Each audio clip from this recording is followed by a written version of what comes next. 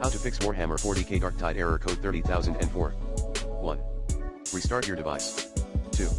Update your Windows. 3. Run the Windows System File Checker and DISM Scan as admin. Commands include sfc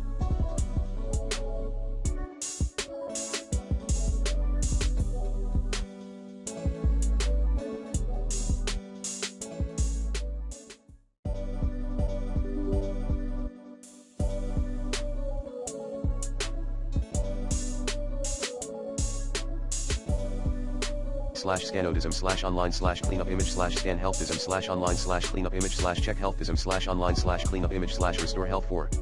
Update your graphic driver using the recommended Avast driver updater in this video guide. 5. Verify the integrity of the Darktide game files in Steam. Like this. 6. Turn off the driver's signature in Windows. To do so, run these commands as admin. Data set test sign off data /set nointegrity checks off. 7. Disable antivirus software. 8. Install the EAC software, eganttisha_us_setup.exe, at https://www.easy.ac/n-a/partners. Plan B, uninstall then.